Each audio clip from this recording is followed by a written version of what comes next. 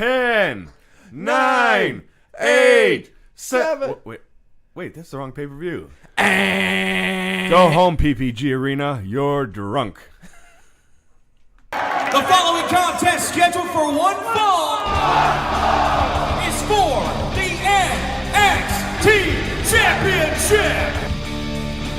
I got the gift of gab and the gift of jab, and I'll put that lazy eye right back to work. Any man with two hands has a fighting chance. That's Luke Gallows there on the right. That's Carl Anderson. Anderson and Gallows are here. Look at Nia having a little fun, sending a message to the entire women's division. Delete! Delete! Delete! Delete! Oh, really? I'm not allowed in your little huddle? No, sir. Really? You know what? Big E, you just made the list! Oh, no. Yes!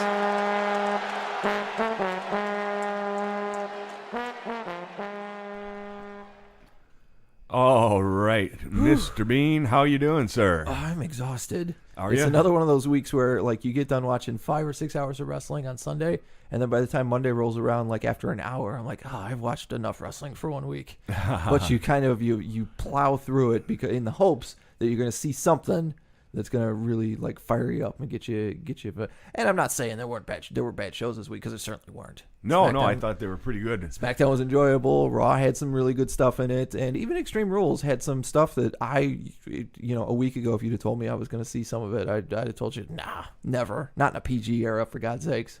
Right, yeah.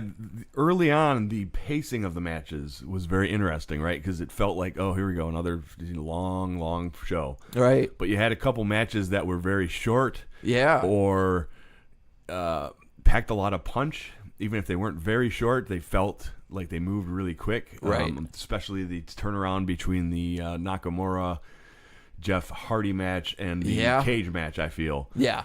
And I would say those were kind of my highlights. Okay. For the night, because, like, obviously every smart, myself included, looked at the Jeff Hardy Nakamura match and went like, oh, well, Jeff's hurt, so you couldn't really get a match out of him.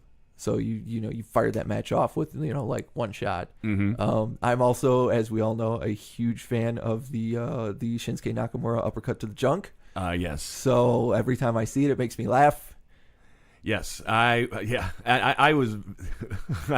I imagine it was probably very controversial, but I was extremely pleased with the way that went down. I thought it was a lot of fun. Obviously did not see it coming. Yeah, and I thought it worked incredibly well. Oddly enough, didn't even hate the fact that we saw the return of Randy Orton.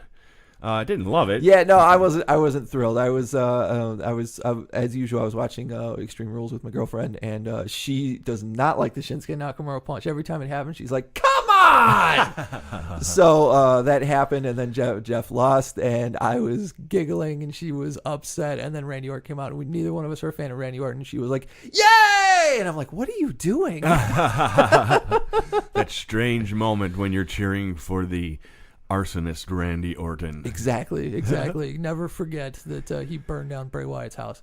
And how upset was she when he came in and promptly stomped on Jeff Hardy's groin?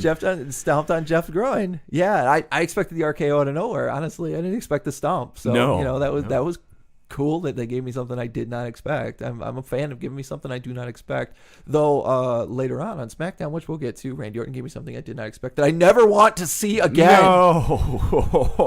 But we'll get to that. We'll get to that. Oh. All right. Well, I am Shonny Constant. I am Mr. Bean. We are basking in the glory of the opulent Russell Palace chandelier. It is glorious as always. And this is the One Fall Show. New Day versus Sanity in the pre-show. Yeah, they had their opportunity once again. I feel like with the New Day, because this has happened to them more than once, that they've hit the pre-show, I feel like where other teams or where other wrestlers may look at being on the pre-show as a lack of opportunity, they look at it as an opportunity to not only get to the crowd before they've seen 4 hours of wrestling, and then you have to really amp it up in order to impress them, but also to try and steal the show right off the bat. and set the bar really high. That's a great point. And I wonder if, being a 3-member team helps. I mean, certainly with their success, Sure, that has to help. Their confidence has to be very high. Like, yeah, they are never being pushed.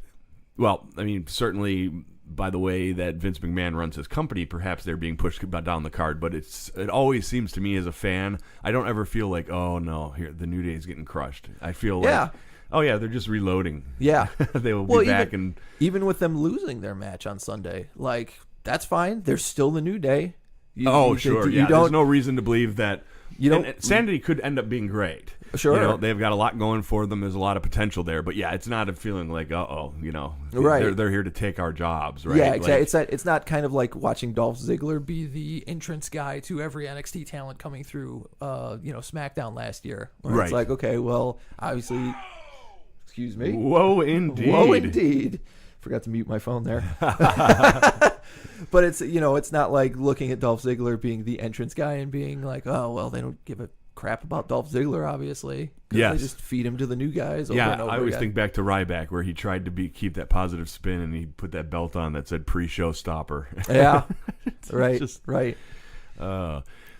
Poor Ryback. And I don't even know if he ever resurfaced. Is he? Ryback? Yeah, I mean, he was doing a podcast for a while. I don't know if that's still going. I don't know what's going on with his podcast because I'm so enamored with Bruce Pritchard's podcast on the network. Still enjoying lately, the podcast on Bruce Pritchard? Still having a great time. Still, even when they talk about the older guys. Like, I watched the Roddy Piper episode. That was real cool to hear about.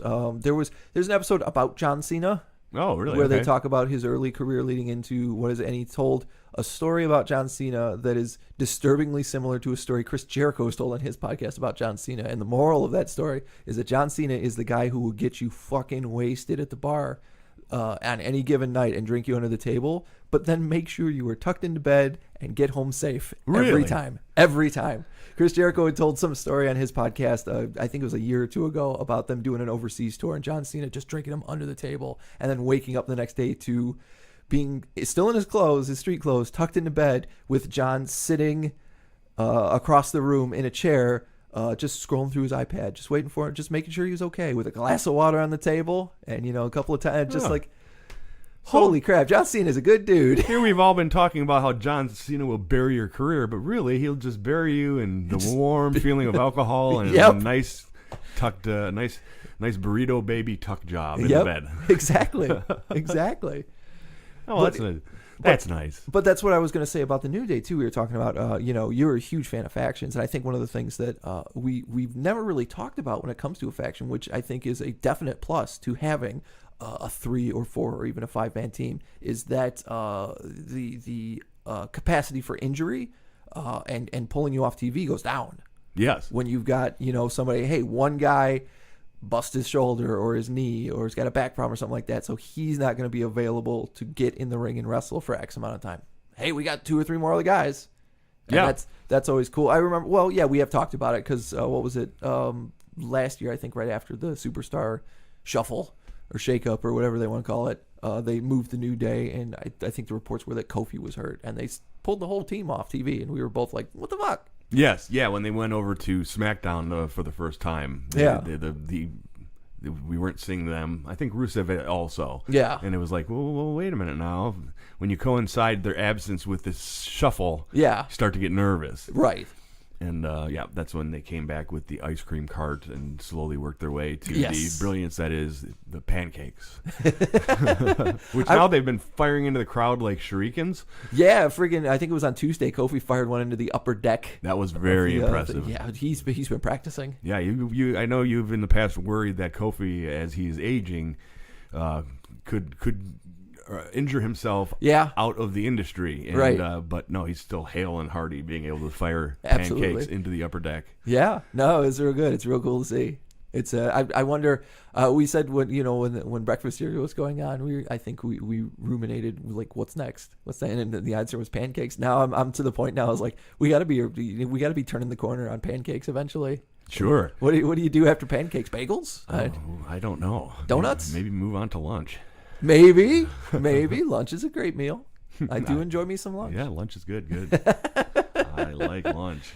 What did I'm trying to remember. What did they open the show with? Well, we had the New Day and Insanity, and something else was on the pre-show. The Sin Cara and That was it. Cien, which I didn't realize was on the pre-show. I did not even see the match. Yeah, but then we got to see Cien on Thursday wrestle the Mr. AJ Styles.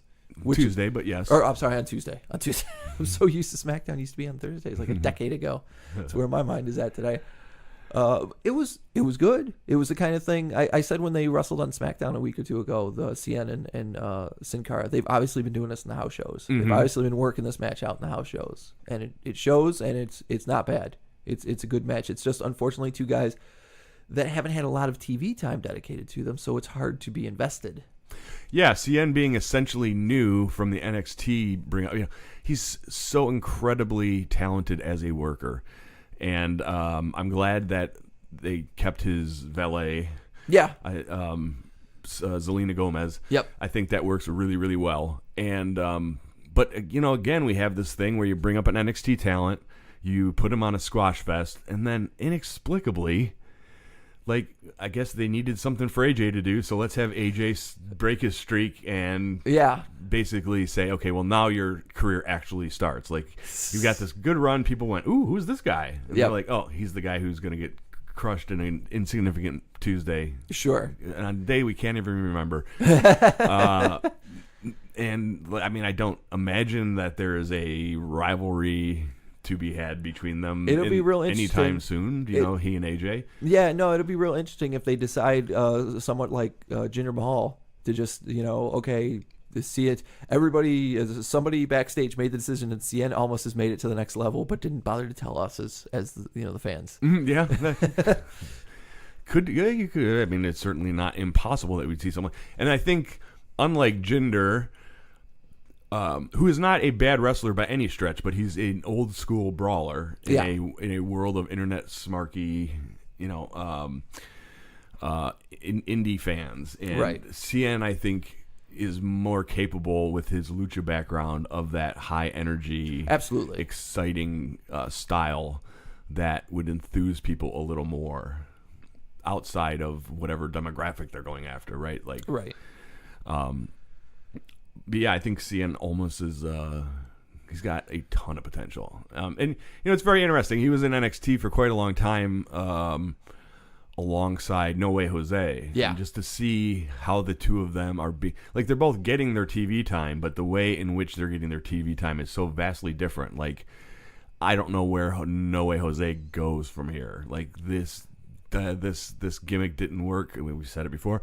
This gimmick did not work for Adam Rose. Right. Why do you think it's going to work for No Way Jose? And what do you do for Jose to get him to find a bigger role? It feels like the No Way Jose gimmick was custom built for the NXT Full Sail University audience. Like, right down to the music is chantable. Yes. And it's right there. And they knew that with the Full Sail University audience, they've got a very I don't know how you really describe that crowd. I would say a smarky crowd, but we saw in Pittsburgh this Sunday, like we topped the show off with, like they were extremely smarky. They had chants. Oh yes. They had ways to make their voice heard.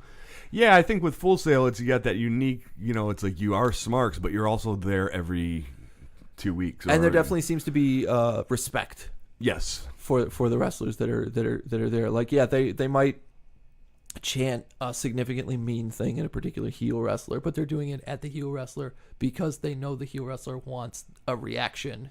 So we're going to give you something close to the reaction you want. And because of the familiarity between the crowd and the wrestler, that you are able to help build what that character is going to be for the duration of the NXT experience. Whereas the PPG Arena crowd is not going to see another live taping for, several months. Exactly. And so no matter how concentrated they get, we may remember that you're going to have a certain kind of attitude when you're in Pittsburgh, for those of us who are paying close attention to the way the crowds react. But it's not as though you're going to really shape how it trickles on to the next week when they hit the next town. Yeah. You maybe see a little bit of that with, like, Philly has become so legendary that you start to have some certain expectations when they're in Philly. New York crowds typically are a thing. I would say even Detroit crowds to a degree were not notorious, but they know they're going to get a hot crowd. Yeah, out of and Detroit. when we got the return of Shane McMahon, that really, he made it a point off camera to come back out and say, hey, this is how we wanted to do this. We wanted to do it here, and love the fact that we got the response we're looking for. Yada da, and Chicago is another one. Yeah, that's for what sure. I couldn't think of it, but I knew it was somewhere in this neighborhood, this kind of northeast neighborhood. Yeah. Yes. So let's move on to the main card. All right. Of Extreme Rules. Let's see. Where do you want to start? I'm trying to recall what order things went in. Like, okay, in my brain, the first thing that happened was Finn Balor and Corbin. I don't think it was, but it was so insignificant of a match. Well, yeah. Like, how much is Finn Balor being wasted in Raw? And we've talked for the last several weeks about how much we are enjoying Corbin now, right, versus Corbin before. Yeah. But yet on this card with 8 other matches or whatever it ultimately was. Yep. I just felt like, well, Finn Balor won, but he's early on the card. It doesn't seem to be forwarding any bigger storyline. And what is he doing with him? Well, and I would say that his victory on Sunday propelled him to a degree to his place on the card on Monday, getting a victory over Baron Corbin. Unfortunately, the place on the card on Monday was once again to job out to the guys that they kind of determined are top card. And Finn, I think this is going to sound super smarky, but I think Finn is still paying his dues for busting up his shoulder. I think there's when you take an injury, much less you take multiple injuries over a short span of time, there is a long period of time where they will not give you the ball. Yeah, and that's fair. I think that as much as we may want to criticize management for the way that Finn was handled or has been handled since the injury, the fact that they put the belt on him was significant. Yes. And if we are to believe our own hype as Smarks, right, that Vince McMahon doesn't trust the smaller guys, or he doesn't appreciate or like, or however you want to frame it, then yeah, the idea that, well, I gave the belt to a small guy, he got hurt, right? What the hell am I gonna, we can't be doing this. Now, you can certainly counteract that argument by saying, well, you give the belt to Brock Lesnar and then just never see him. Right. He might as well be hurt. Yeah, exactly. And of course, we've got a lot of talk, but not movement to that to that and the Universal title end this week. The thing I found very, very interesting about the first segment of Raw on Monday is typically most of us are very happy to see Paul Heyman when he comes out. We love listening to Paul Heyman talk. That is what he is best at, and it's fantastic. But I was impressed with how much that crowd was all over the thing that basically all of us talk about, the fact that Brock Lesnar does not show up. And Brock Lesnar, if you're going to have a champion, like all the other guys are champions, we want them to, at the very least, defend their title once a goddamn month. And right. Brock Lesnar does not abide by those rules. And yeah, if that's how it's decided he's going to get heat, is by being the special boy that doesn't have to play by the other rules, then okay, fine. But you better expect that kind of reaction. Having the crowd boo all over Paul Heyman saying something about, Brock Lesnar showing up or something like that. Or that was what Kurt Angle was going to strip the title off of Brock Lesnar because he didn't contact him about fighting whatever opponent he wanted at SummerSlam, and he didn't show up on Raw. So the only other recourse is to strip the title off him, and the crowd starts chanting, "Strip the title, strip the title." Yeah. And then Paul comes out just as he's about to, make his words action, and comes to an agreement that Brock Lesnar will defend his title at SummerSlam. And the crowd booed the shit out of that. And I said, wow. Yeah, it was surprising. And it was one of those where we didn't quite know, right? Because we had heard the rumblings of the crowd getting cranky. Yeah. In weeks past. But you also had Brock versus you were running that program of the Brock versus Roman, where Roman was the one that was forwarding the idea exactly that we should boo Brock because he doesn't show up. So it's interesting that both, it seems, the general fans in the WWE universe as well as the smarky fans in the WWE universe were on the same page. Yep. at least in terms of wanting to see Brock Lesnar lose the title.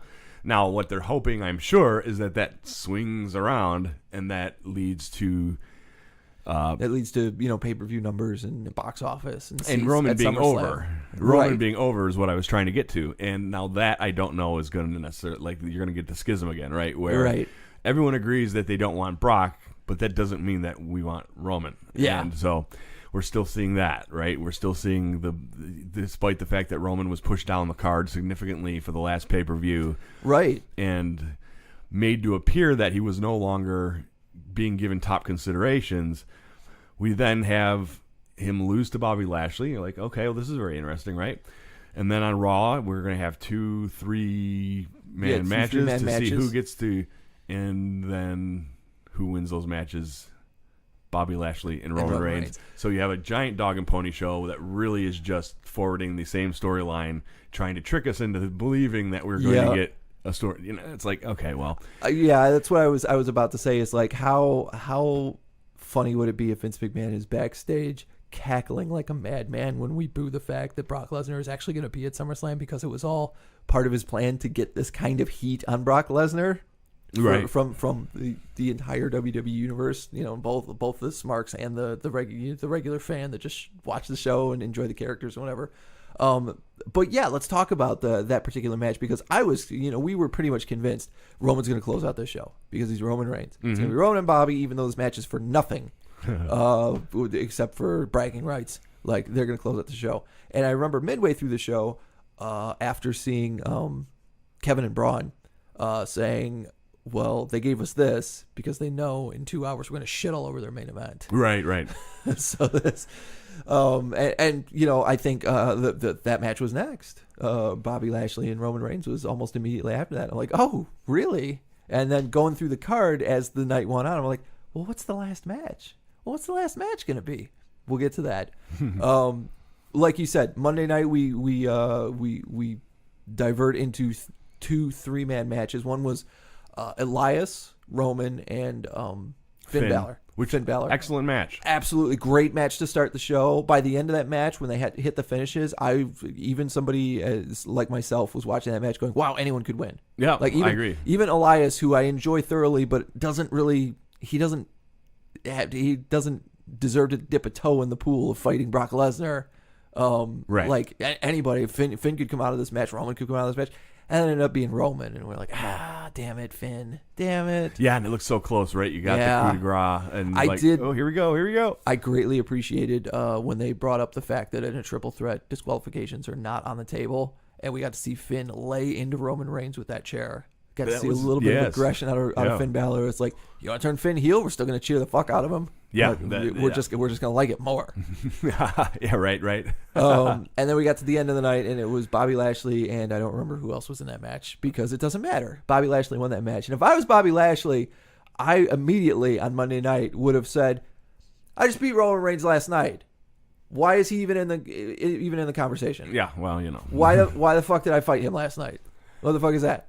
And then, like you're saying, like you get to the end of the night, Bobby wins the match. Oh, so we're going to get to see the match we weren't excited to see on Extreme Rules next week on Raw. And it wasn't a bad match, I will say, the Extreme Rules match. Now, what happened with me was I was watching Extreme Rules, and like as soon as I think I've been preconditioned, because as soon as Roman's music come on, I'm like, oh, it's time for bed, and I fell asleep.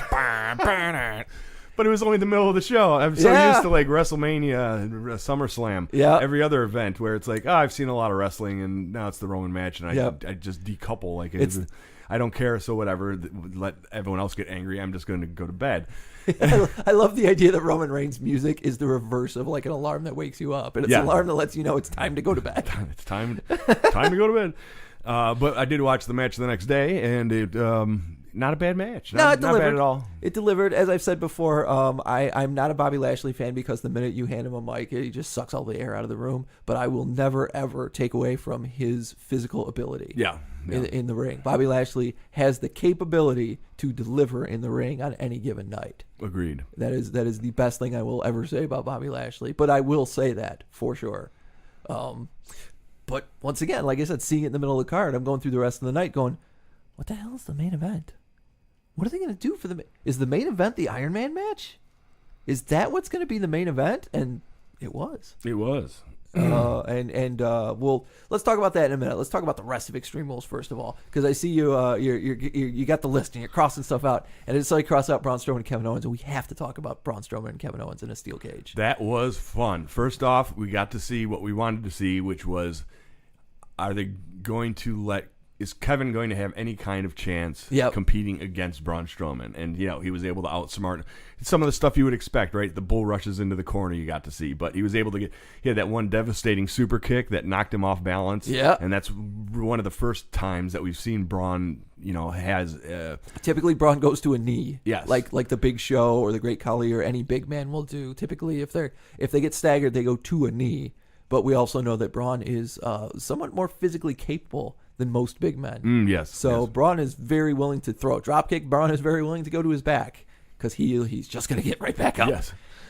Yeah, I don't know that we've seen a lot of kip-ups from the Khali or... Not at all. No, not at all. Show. But, not only that, but we got to see a suck it from Kevin Owens. We got to see... Suck it. A stone cold stunner. Yes. And then the finish, all straight out of the Attitude Era. Mm-hmm. Mm-hmm. And I wonder what the mentality was behind that. Right. Like, is that just we had a moment, or is that sending a message, right? Like, that's the exciting prospect of that whole thing. Like, is that we now will have to wait several years before we get to see anything like that quite again? Or is this like... And we've been roped in before as sure, here on the One Fall Show. Yeah. The Baylor Club. Yeah. Every single time you trot out Gallows and Anderson, and I'm gonna get sucked in. Get so invested, or even seeing even with Bray Wyatt to a degree, where it's like we'll see him start to do some things that we think are really cool. We're like, oh, but he always loses, but this is really cool. Yeah. And then he loses again. But man, Kevin Owens is just like the king of taking huge drops at pay-per-views. Yeah. Like it takes a special individual to sign a 5-year contract and to spend the first several months of that contract taking 30-foot drops in the tables. just taking some Attitude Era bumps, whether it's in a porta potty or falling off a cage or something like that. Very Mankind, yes. The way he came off that cage. And I believe all of that was on purpose. I just don't know what the plan is. I'd love to know, like I said, I'd love to know what the message is in having 3 very obvious callbacks to the Attitude Era, and why with that particular wrestler did you do that? Right. I wonder if that was made on the part of the 2 wrestlers, of like they're going to stick us in the middle of the card, but we have to deliver in some capacity. Once again, I go back to we have to deliver because people are going to shit all over Roman Reigns and Bobby Lashley. So we need to send them home with something they were happy about. But it was extremely enjoyable. Definitely the highlight of the entire night. And I think it happened like maybe 2 hours in. Yeah. Out of a 4-hour show. Yeah. Which was real good. I definitely don't want to overshadow the genius of James Ellsworth in this show either.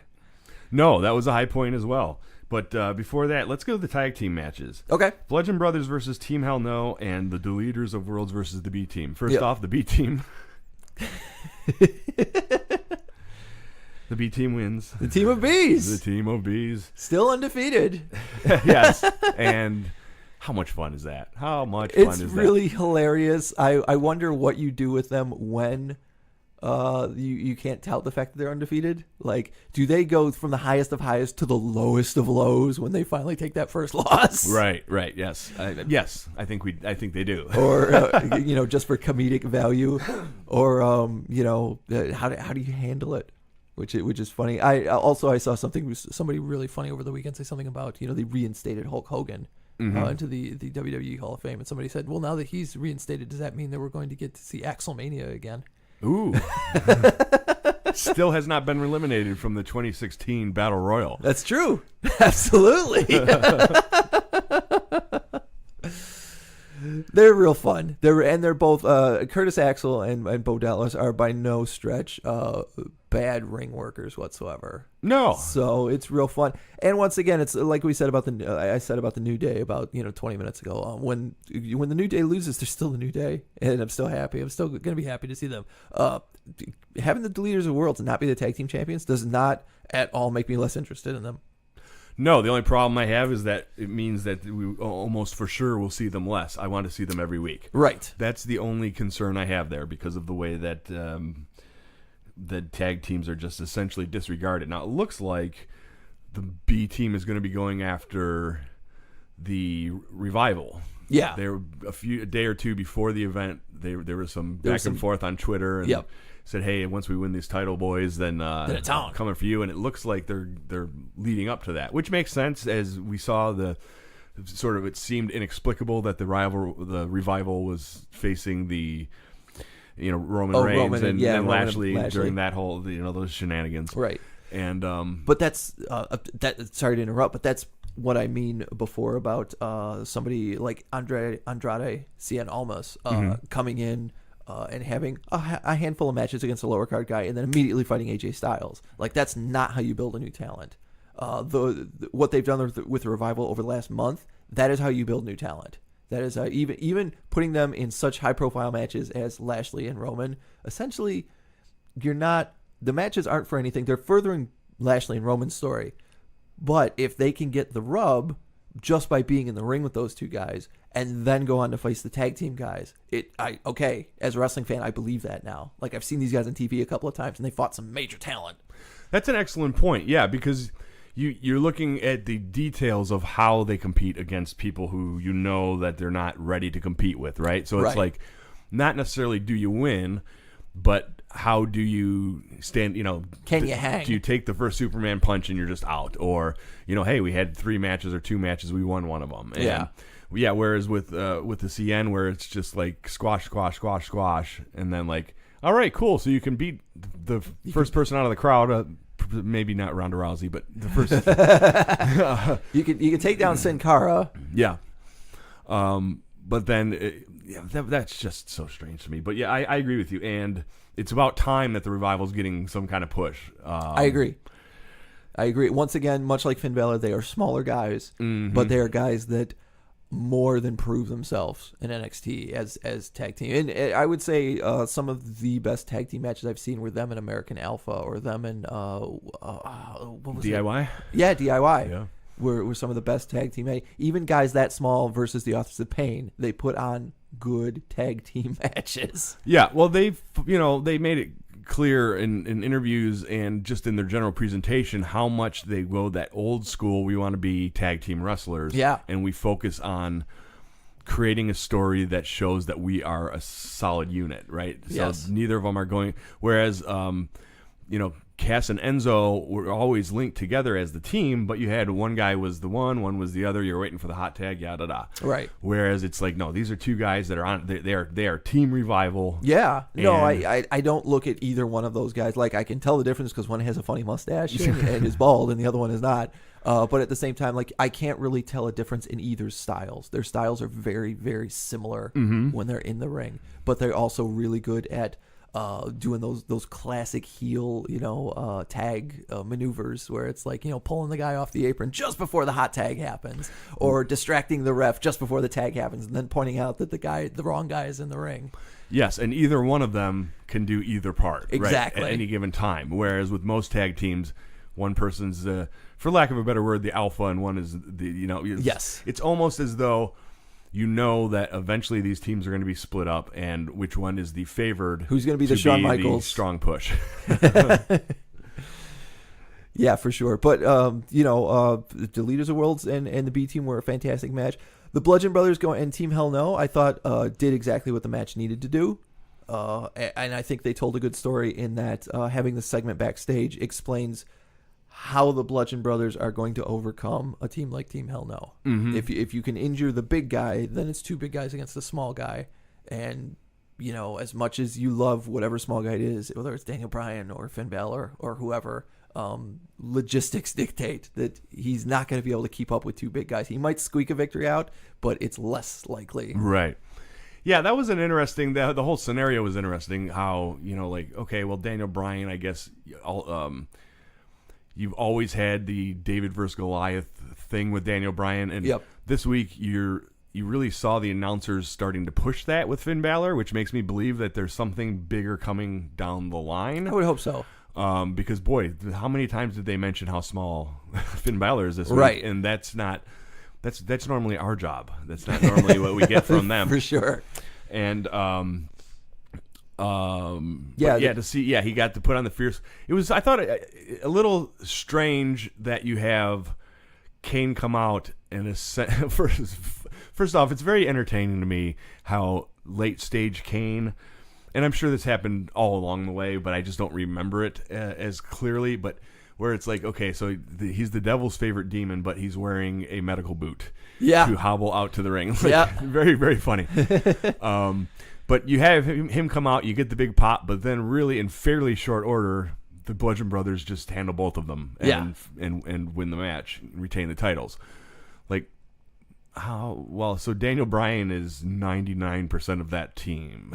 Like, Kane actually may have hurt his chances. He may have had a better chance to win before Kane showed up, because they handily mopped the floor once Kane. Right. It's strange storytelling in that capacity. Yeah, it's always weird when you tell that kind of story with a tag team match where like one guy is injured and he either gets injured and leaves and then comes back while he's injured or something like that. But you typically, once again, the announcers are a big part of telling any particular story in wrestling. And typically in that kind of fashion, the announcers at least one of the announcers would be like, why is he still out here? He could cost his team the match. Right. By trying to overstep his boundaries. And it's supposed to be kind of like that comeback-ism. Mm-hmm. But yeah, it was, of course we're a little disappointed to see Daniel Bryan lose to the Bludgeon Brothers. I said last week when I looked at the B team and the Deleters of Worlds, like, I see the B team leading up to these are the guys that will drop it to the Authors of Pain, because you have to feed somebody the Authors of Pain eventually. Otherwise, why do you have these two massive behemoths that are just destroying jobbers left and right? Right.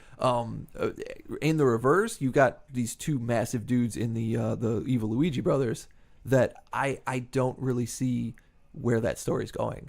Right. Like, yeah, you may have thought that the Team Hell No might have been where the story goes, right? Right. The Team Hell No wins the pelts. They reintroduce the idea of I'm the tag team champion. No, I'm the team champion, and then you get the further Daniel Bryan's story in that way. But no, I'm with you. I don't know where do you go next. I don't even know who is really qualified. The Bar.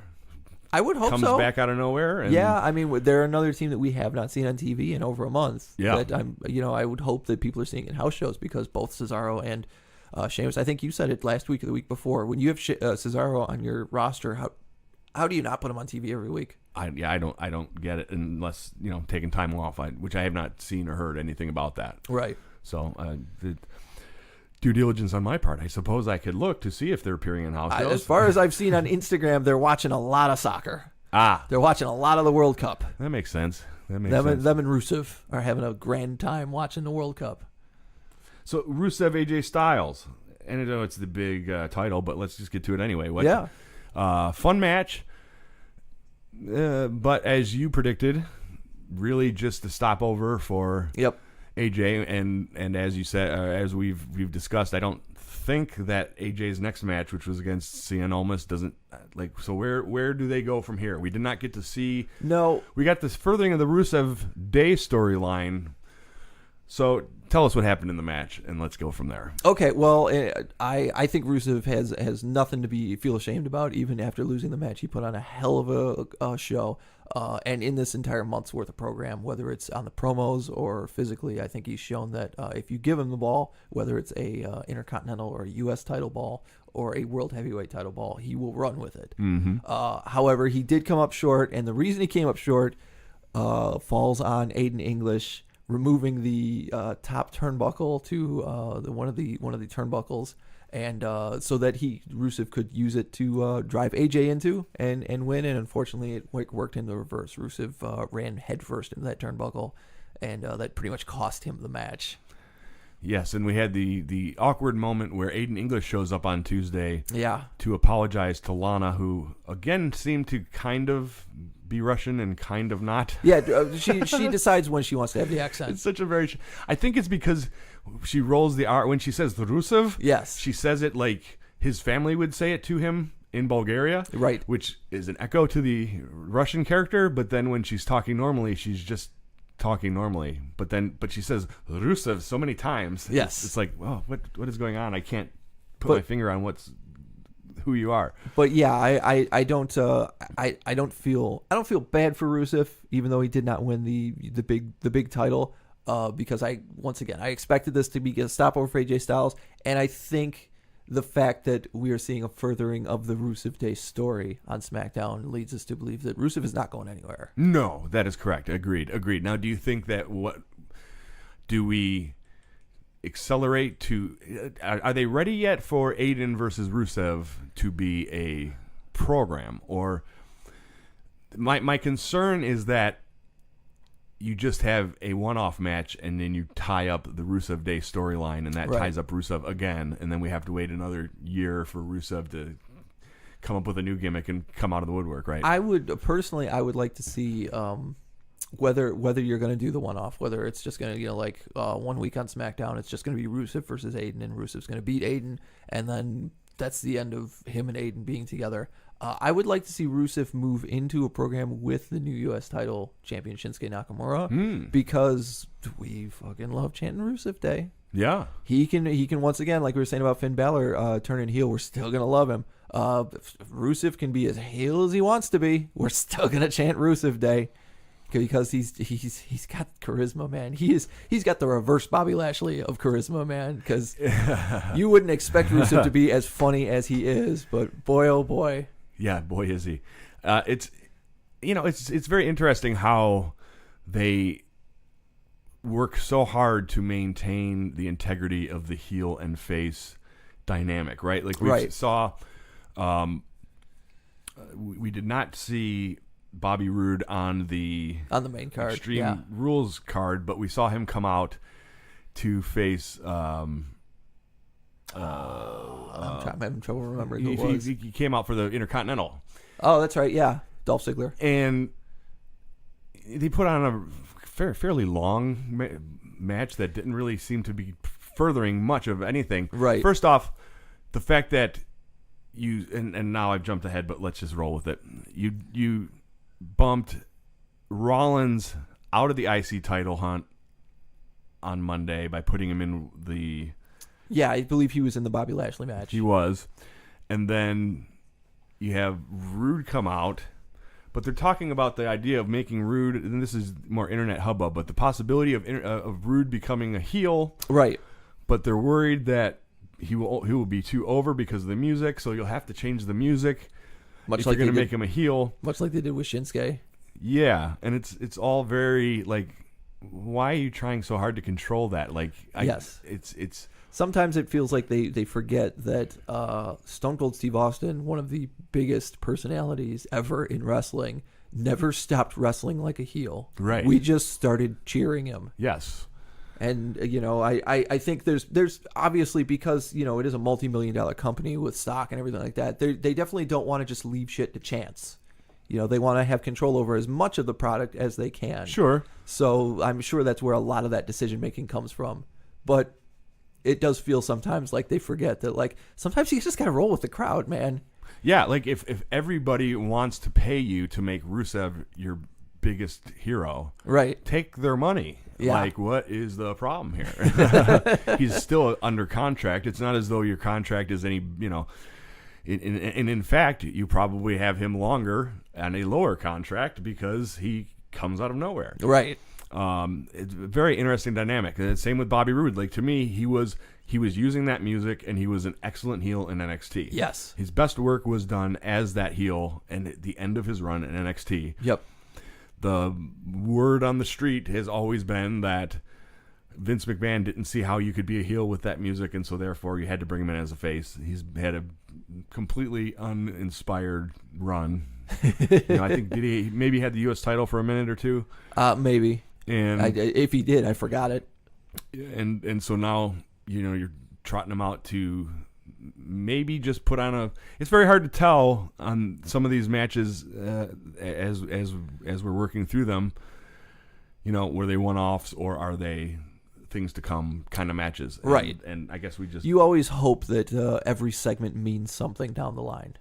Yeah, and of course there is always that chance that, like, for example, they have hopes that CN can become a top heel, and and three rivalries down the line, you can rekindle this thing and, and have started a chapter for AJ Styles to deal with down the future. But it's very, very murky and hard to tell right now, especially I think with some of these, because the Universal title is so obvious, right? Like, because everybody knows what's going on with it's like, okay, well, it's either Bobby Lashley's going to be at SummerSlam and Roman will be at Mania, or Roman will be at SummerSlam and Roman will be at Mania at the top of that card, right? Like, I was thinking about it too when, as much as I was complaining about Bobby Lashley and Roman Reigns, I would like to see Bobby Lashley versus Brock Lesnar, just because much like some of the Brock Lesnar matches we got to see, I want to say it was last year, it's one that I haven't seen. Getting to see Samoa Joe versus Brock Lesnar was something I was like, yeah, I haven't seen that before. Right. Awesome. Yep. Braun Strowman versus Brock Lesnar? All right, cool. Kane versus Brock Lesnar? All right, been a minute since I've seen this. Let's see. Yeah, and the focus of Bobby Lashley as saying that he's a guy who has the complete skill set to be able to take on, like, he's been a main eventer and he's been a UFC banger, right? So therefore he is the most qualified. That makes sense to me. Yeah. What didn't make sense to me was these are two men whose egos are so huge they've got to settle it in the ring. You're right.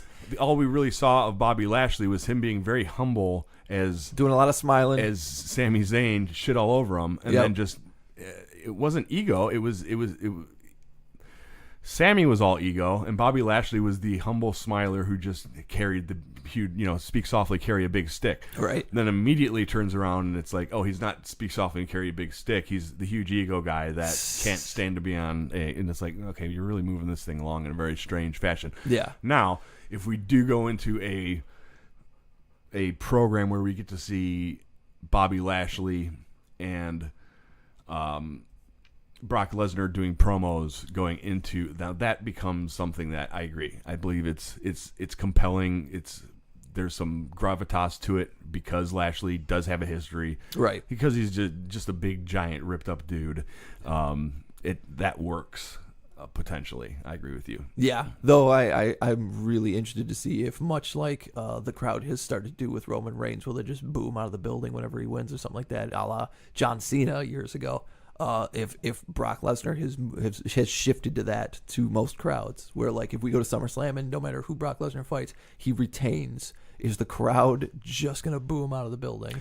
Right. That's where they tried to have Roman get over by burying Lesnar. Right. But there seems to be a pattern of Roman simply... He is the one with the shovel. He just buries. Yes. Because they're always trying to get him over, so he has to bury. I don't it's see like, 5 years from now Roman having the charm. It's like he's digging a hole, and he's dug the hole so deep that when he throws the dirt over his shoulder, it hits the back of the hole and runs right back down on top of him. Yes. Just like a cartoon. Absolutely. So yeah, has he succeeded in burying Brock? Now, does that mean that everyone Brock touches now is destined to get buried as well? Because right. They're just poison to the fan base, and it feels a little bit like that. Yeah, maybe. And I don't know, how do you fix that? Well, that's something I brought up.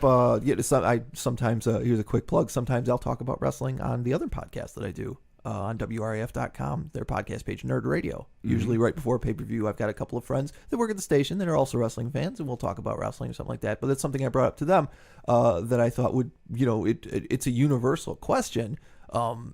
Because everyone feels like they have the answer. How do you fix a problem like Roman Reigns? How do you turn around somebody that you've invested so much in, like Roman Reigns, and make him, palatable at this point? Yeah, I mean, everyone says that you have to turn him heel, but the concern is then you dry up all the shirt sales, which is, the shirt sales alone are not why you give him the push. But right, well, and if you the fact that you have that much momentum behind him is what you want to preserve by keeping him at the top of the card. And if you turn him heel, and the Smarks continue to hate him, that just means that the kids stop getting the shirts and no one steps in to replace those. If you turn him heel, then like the crowd reaction doesn't change.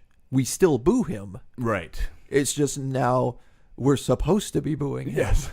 Well, it's certainly good for everybody else in the locker room and all of us at home who want to be caught up in some of the story of it, right? Sure. You know, there are, as we saw at the arena this week, at the pay-per-view, there are plenty of people who just don't care about the story. Sure. And, we saw where Seth Rollins almost immediately after the event tweeted out 10, 9, 8, 7, 6. Yes. And there were reports that he and Ziggler both were annoyed by it. Sure, and rightfully so, because apparently they actually took the clock off the wall in the arena to try to get them to stop. And they just did it more. Like, they were just doing it at the end of every minute, and then the minute they took the clock off the wall, they just started doing it every 10 seconds. Yes. They just kept doing it. In fact, there was I saw a video on Twitter of a close-up of Rollins was in a headlock, and Dolph says to him, like, they're doing it even more now. And he's like, I know, they shouldn't take the clock down. Oh, really? Yeah. They're actually talking about it in the ring? Exactly. Yeah. I did not get to see that. And, as much fun as it can be to shit all over a Roman Reigns match or whatever like that, these two guys have done nearly nothing to deserve the crowd reaction they got in Pittsburgh Sunday night. No, agreed. They put on a hell of a match.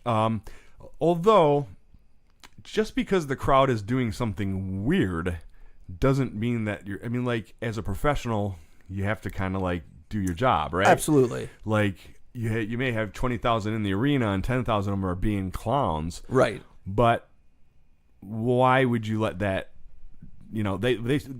it did not appear that they let it ruin them in terms, someone watching the match, I didn't feel like I saw them gaff. Right. The hardest part was it made it harder for them to time out the match so that they could make sure those last couple of minutes worked exactly the way they planned them. Yeah, that makes sense. When you've got, an entire arena chanting 10-9 through, like you're sure. having a hard time figuring out, are we in minute 3 or minute 2? Shit. Yeah. Yeah, but they succeeded in executing. Yes. And it's just one of those things, right? Certain crowds, you're gonna have a bad time. Now, to me, when I have a dog named El Snorto, and he just snorted. Nice big snort. I don't know if the mics caught that, but hopefully they did. The sausage.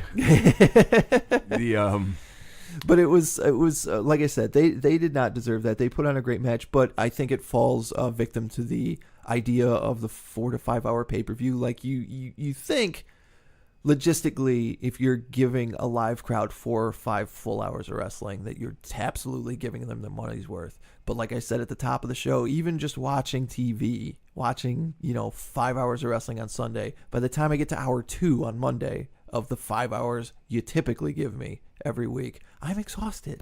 And my attention span is out the window. Yep, I think we are, I think you are correct, and we are seeing that, and that may be part of the Roman problem.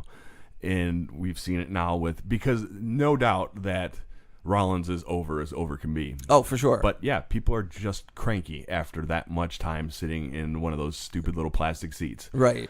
And you don't want to miss the main event if you've paid these, whatever the average ticket price for one of these things is probably $20 and $300 for your tickets, then it's but yeah, it's how do you pack the punch in that final half hour? And right. So would it have been different if you would have taken that match out of the final half hour? I don't know. What match do you put there? Roman obviously would have been crapped all over. AJ and Rusev may have made people happy. The women's matches would get shit on. I'm almost sure of that because the Smarks tend to be misogynistic is probably a little harsh, but they tend to be less tolerant of the women matches than the less smarky people. Right. And as much as we enjoyed Braun Strowman and Kevin Owens saying, that's pretty much the highlight of the night, if you know ahead of time that that's going to be your highlight and you put it at the end of the night, does it still pack the punch? It would for me. Yeah. I think that, but unfortunately, just in terms of storyline, because it seems that they're doing some really slow boil.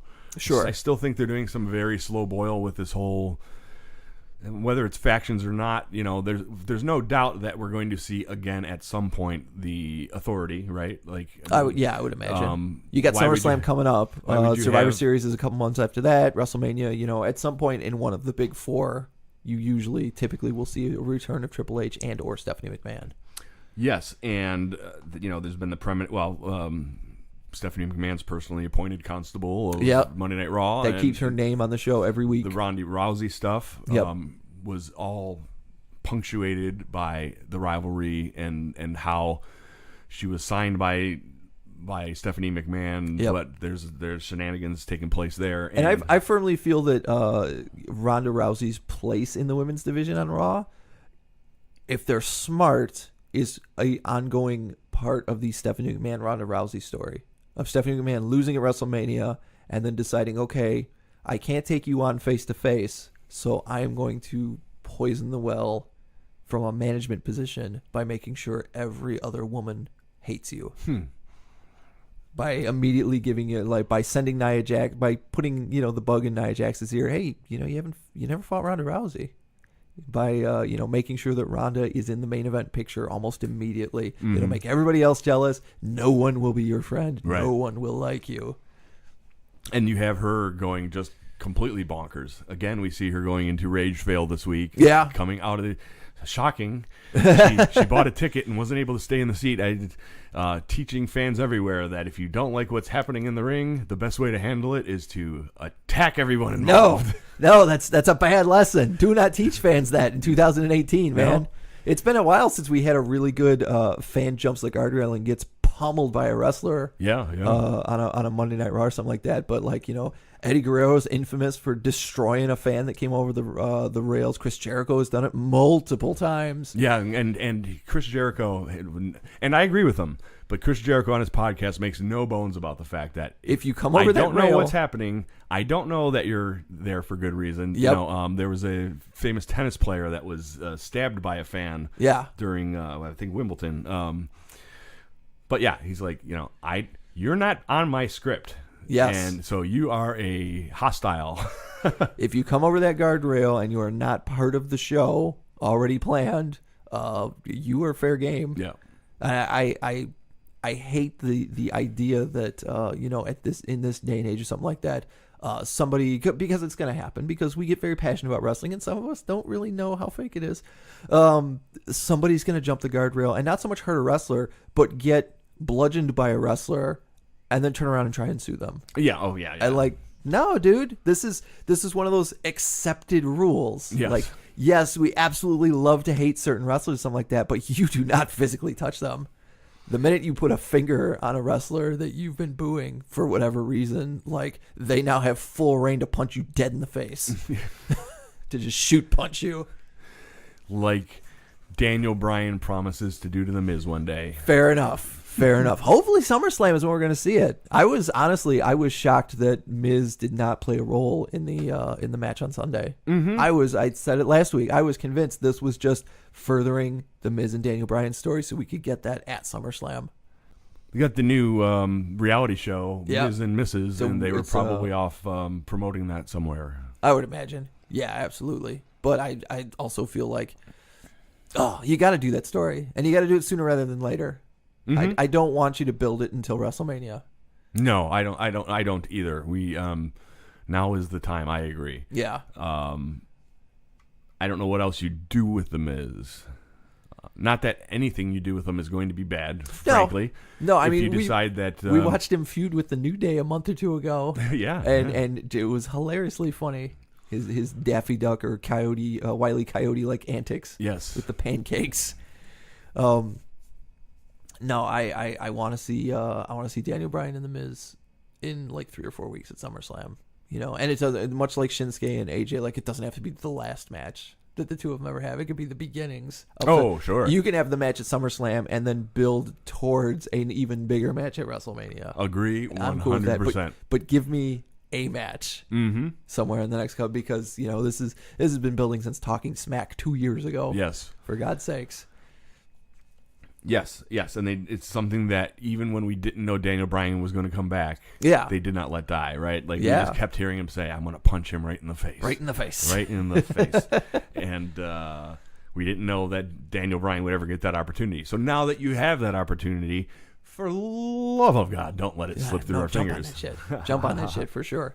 We didn't mention the women very much, but like I said before, Carmella and Asuka was gimmicky but fun.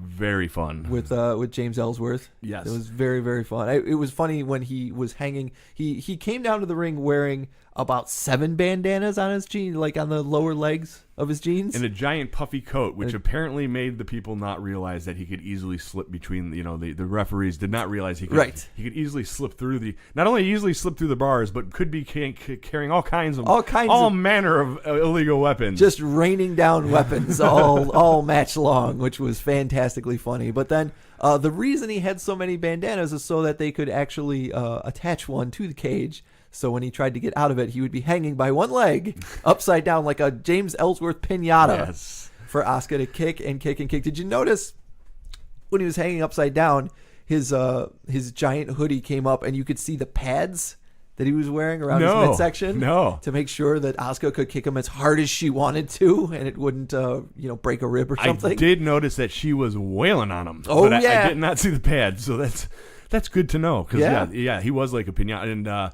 that was one of those where I imagine that about half of us who were watching thought, he's like a pinata. And then we got to hear one of the announcers, I don't know if it was Graves or not, say, it's a James Ellsworth pinata, which is always fun. But it also led to some shenanigans for Carmella to retain her title against a physically superior opponent in Asuka, which that's what I said before. Taking the winning streak away from Asuka means you can tell these kind of stories with her, and that disappoints a lot of fans. They're like, well, she was undefeated in NXT, she was undefeated in WWE for like a year and a half or something like that. Like, what, they don't want somebody the likes of Goldberg telling funny stories just because their undefeated streak is gone. But I like that now you can do more with that character. Mm-hmm. Yes, and we haven't lost Asuka, which is always the concern, especially with the tag teams and the women, is that because the match time availability is so limited, that when someone's out of the major hunt, are they gone and to be forgotten? Right. And she is a favorite of a lot of us. So I'm certainly in the camp that I do hope tag team titles are on the way for the women. Mm-hmm. I don't think both shows need them. I think you can have some tag team champions that float between shows. Agreed. Like if you're the champs, then you can be on either show. You can be on both shows. But I don't think they're going to do that just because of the way that the shows are being separated by networks. Right. That's the problem they're running into there, or potentially will run into. Won't even begin to pretend that I understand how all that works in terms of copyrights and contracting and all that kind of thing. But it seems like that is what the brand split was ultimately leading towards. Yeah. And that you would think that, the way that everyone is marketed will be slightly different from one to the other. Yeah, I would definitely think so. So did you like that match more or less than the Alexa Bliss Nia Jax match? Honestly, I liked it more because there was a spot, and I cannot remember for the life of me if it was Nia Jax's her Samoan drop or if it was there was a spot like there with a roll up pin that was the weakest. You know what it was? Alexa hitting Nia with a chair at the end. Alexa, her first chair shot to Nia to the back was the weakest chair shot I've ever seen. Right. And I hate to be that kind of fan, but it completely sucked all the wind out of the rest of the match for me. Gotcha. Yeah, I did notice that it was very much pulled. It did not suck the wind out for me. I thought that some of the stuff they did with the kendo sticks was so. It was pretty severe. On point, it worked. And I just get it, but I also get where you're coming from there. If you're gonna swing a weapon, you gotta swing the weapon. Yeah, you gotta, you gotta make everyone, whether it's on TV or the live crowd, believe that I just blasted you. Even if it's just in the back, you gotta. If you're gonna pull it, you better know how to pull it. Otherwise, just swing it. Yeah. Were you happy to see Alexa Bliss? For sure. Retain. I still say that Alexa Bliss, nobody can touch her as far as character work goes. Agreed. She's great on the microphone. She has some of the best facial expressions of anybody on Raw or SmackDown. She's definitely in the top tier of heels. And if someone is built to take the belt off Alexa Bliss and then run with it as a face, Nia Jax is not that. Agreed. Unfortunately. I'm glad. I will always be glad that Nia Jax got to hold the belt because when it comes to women's wrestling, she has a very unique body type. And I believe that needs to be celebrated, and that needs to be recognized in the same way that, like, look, Great Khali was the shittiest of shitty wrestlers, but he was fucking huge, right? And he deserved to hold the heavyweight title at least once, just for the sheer phenomenon he is as a human being. Yeah, and I don't think that by any stretch we need to believe that we've seen Nia's best work, right? She's still only been involved for a couple of years. Yeah. I think much like the Big Show, Nia Jax has the capacity to up her game. Yes. It's on her whether or not she does, whether she takes more training or starts learning some MMA stuff or whatever it takes. She has the capacity to impress. It just has not really happened yet. So now we had Carmella and Alexa. Carmella's held the title for a little while. Alexa has held it before and it now has it again. Who do you want to see? Do you think, for example, it looks like we're going to see Becky maybe getting her shot at Possibly SummerSlam? Becky. Yeah, Becky and Carmella. For Carmella's belt. Do you want to see that change? Do you think... I'm a big Becky fan, so my heart says yes. And has she held the title yet? She was the first SmackDown Women's Champion. She was, okay. But it was very short-lived, or am I just It feels forgetting? like it was. In fact, if I remember correctly, Alexa's the one that beat her when she held the women's title.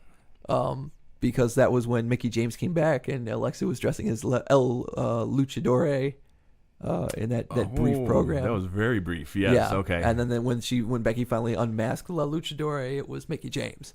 Ah, yes, okay. I gotcha. And it's all coming back to me now. Right. But like I said, I'm a fan of Becky Lynch, man. Her Instagram stories You're also a big fan of Carmella. I am. I love Carmella's brattiness, but I don't feel like Carmella loses her brattiness just because she's not champ anymore.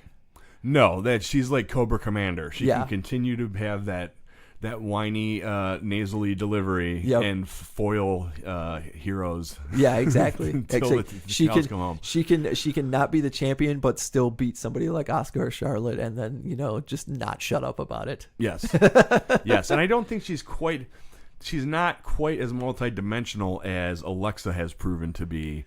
Even though Alexa is a tiny person, she still, to me, is more convincing because she's dynamic. I wish Alexa has this spot that she loves to do, and she tried to do it on Sunday with Nia Jax, and unfortunately, when you're only 5 feet tall and the rest of the division is over 5 feet tall, the spot does not work. Where she'll grab somebody by the throat and kind of like bend them over backwards and then yell at them. If Ronda Rousey did that, it would be terrifying. Yes. Okay. If Nia Jax did that, still scary. Even if Bayley did it, you'd be like, oh shit, Bayley's angry. When tiny 5 foot Alexa Bliss does it, I'm like, why don't you just stand up? right. She's tiny. But I do like that Alexa is able to play those different parts, right? Like she does a very, like sometimes she will play the shit heel, sometimes she will play the strong heel. Yeah. Sometimes she will flip flop in the middle of a match. And that works to her advantage, right? Yeah. Like it's some classic work where it's like, no, please don't hurt me. I'm gonna issue the death blow, and she continues to swap between those like.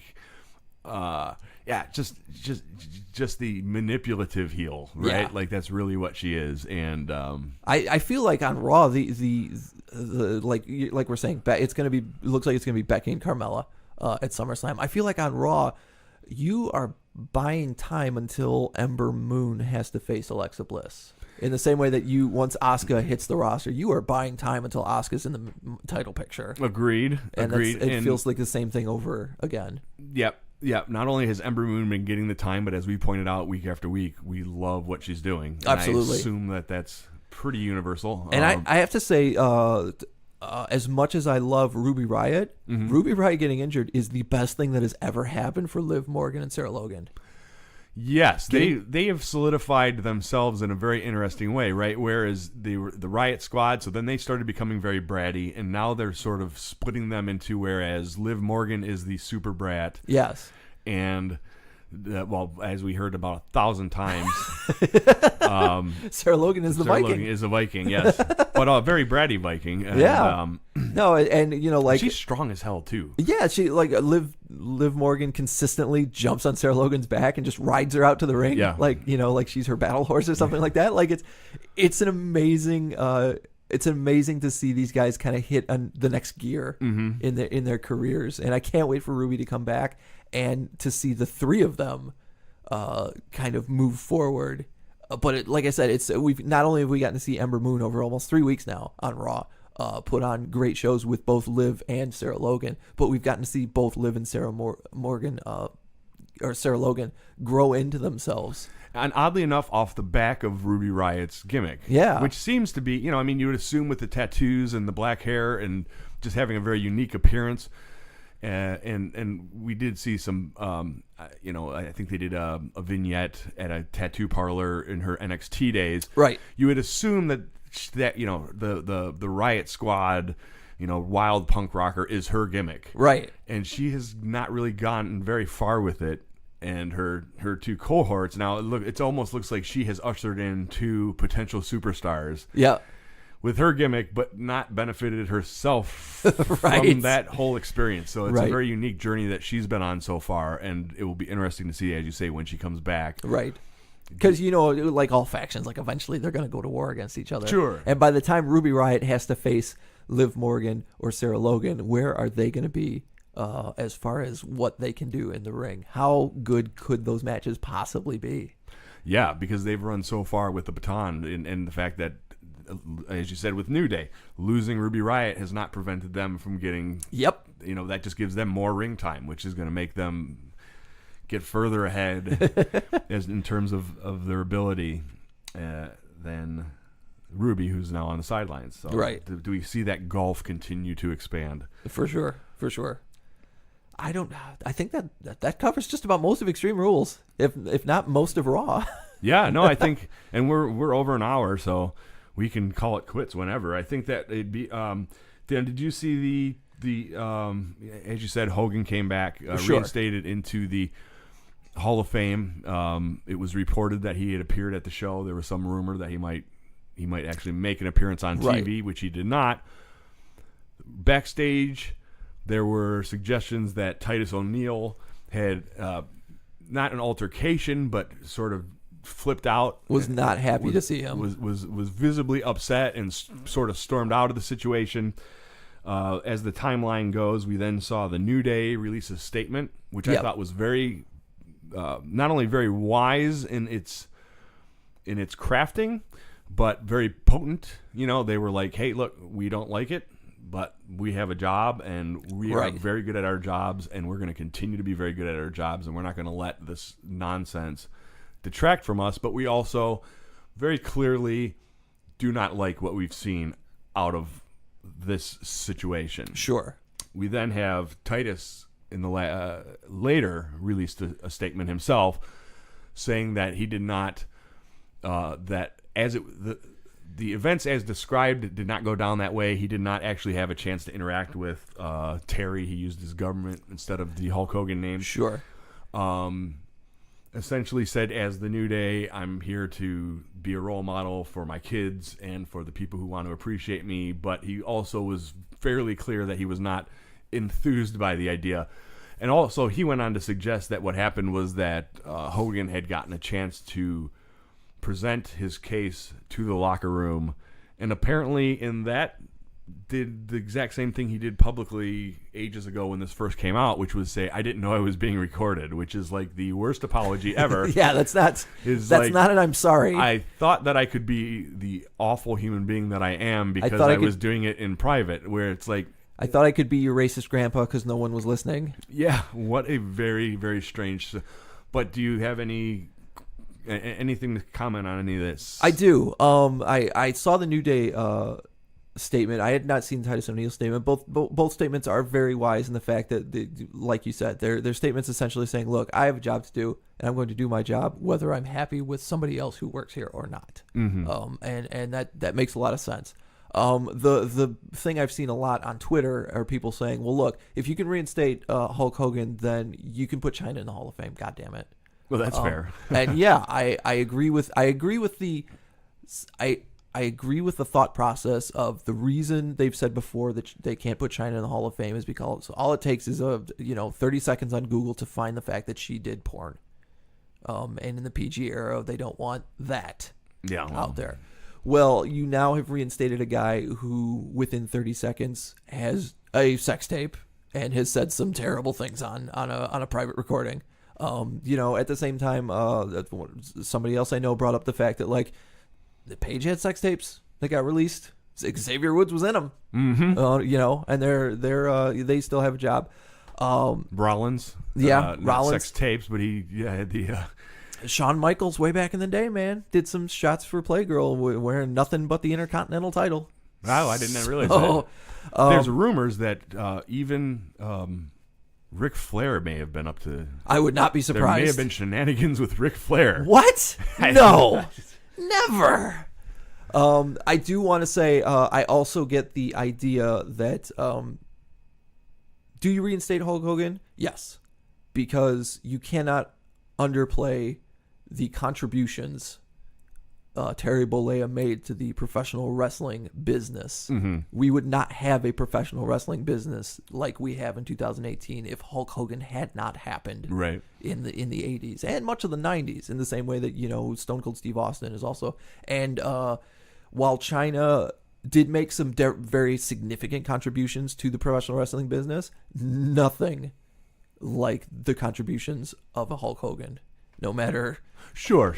And that's one thing that I really did like in both of the New Day's statement as well as Titus's statement, is that they made it a point to say, look, we get that. Yeah. And it's important to recognize all of the facts and to take them all seriously as the individual facts. Right.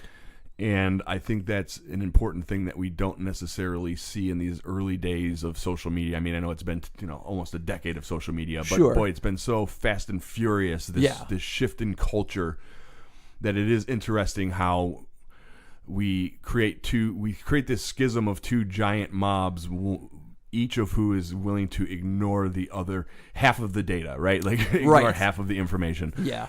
And I think it's very wise of both New Day and Titus to recognize all the facts. And I think it's incredibly fair for them also to say, as they did, we don't want nothing to do with that racist bullshit. Yep. That's absolutely. And so I think that's the moral, right? Where it's like, yeah, we recognize, Hulk Hogan did this thing, and yes, there are people that only know Hulk Hogan for Hulk Hogan, and you should let them celebrate that because, it's like, are you gonna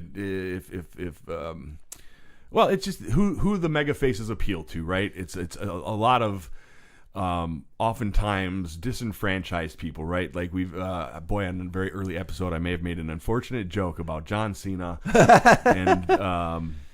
and all the charitable work that he does, where it's like, would you really feel it necessary to go to all of the people that Hogan touched in a positive way and say, he's really an awful person, you should probably feel bad about yourself for liking him? That's an awful complicated statement to make. So, that's true. So I get it. But yeah, I also appreciate the fact, and I hope that we don't want to see Hogan become like the manager of Raw, right? Where you have to see where then you force the New Day or anyone who finds his statements to be reprehensible forced to pretend that he didn't make reprehensible statements. Right. So I think that hopefully you certainly also do not want at SummerSlam for Hulk Hogan to come out to say hi, and so for everyone to cheer him, and then have Titus Oneil come out to call him out on it, and then get a leg drop.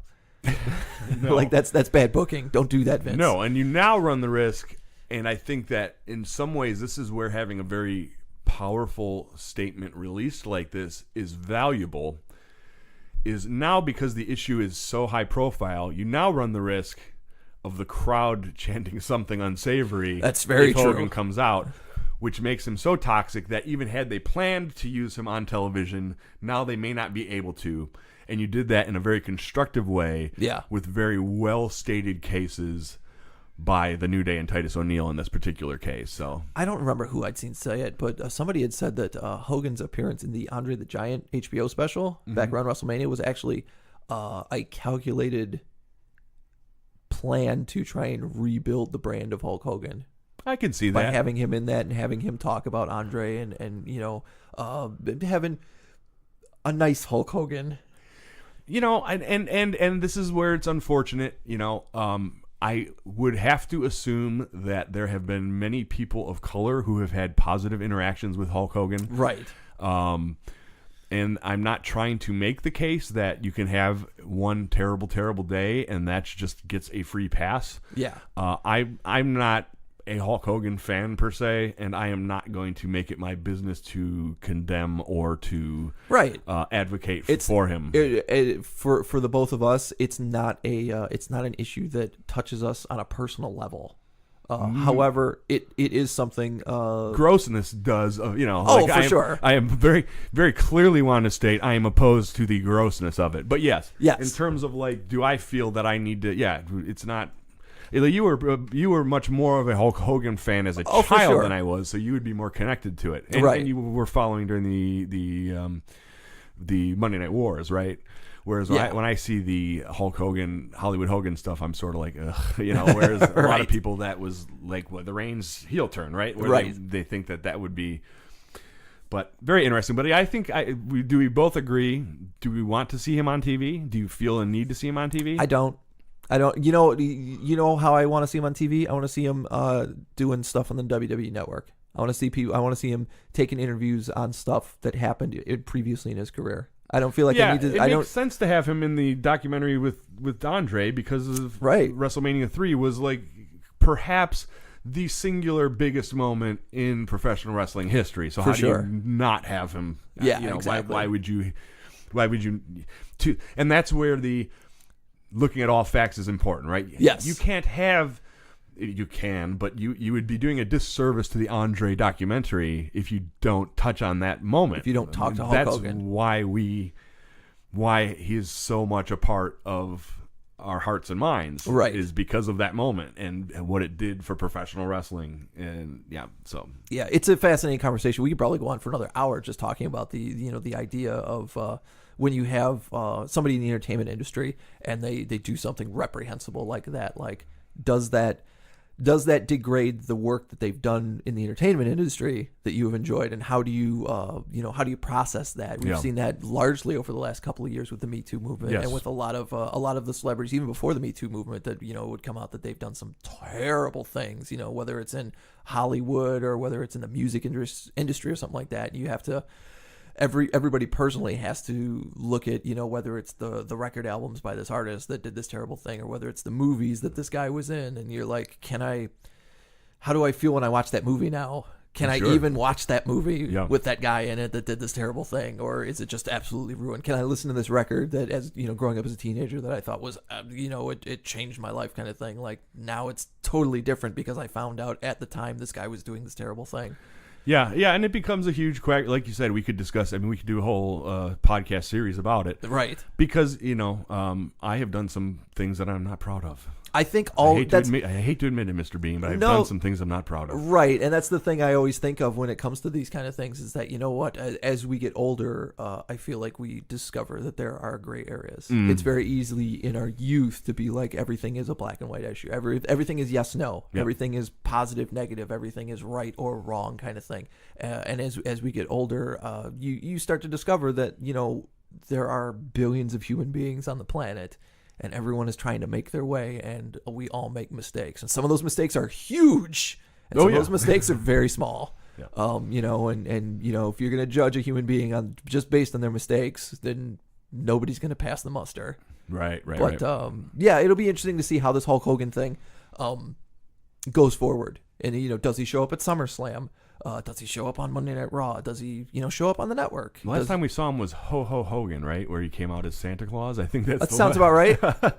So it's not as though he was playing a big role before all this went down. No. I think the idea of even having Hogan under contract when it comes to the WWE is the fact that, once again, we wouldn't have the World Wrestling Entertainment Company if WrestleMania 3 and WrestleMania 4 and 5 and even WrestleMania 1 hadn't happened. We wouldn't have gotten WrestleMania 1, 3, 4, 5, 7, 19 if we hadn't have had Hulk Hogan.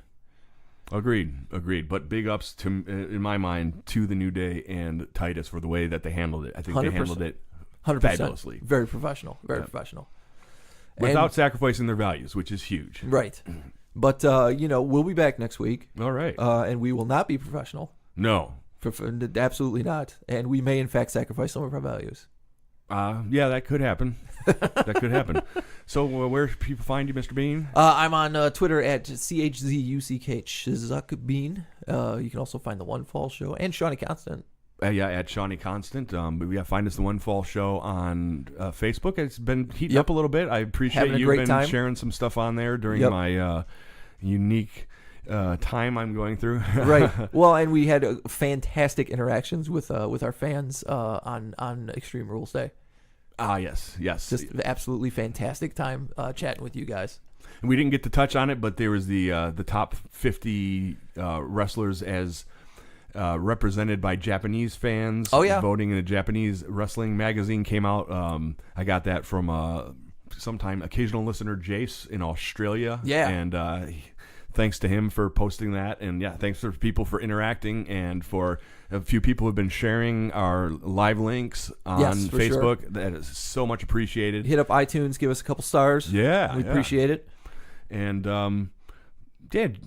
just come back next week and enjoy what we do here. 10, 9, 8, 7. Wait a 6, minute. No. Next 5. SummerSlam. Next one. The next one's SummerSlam. No. It's not.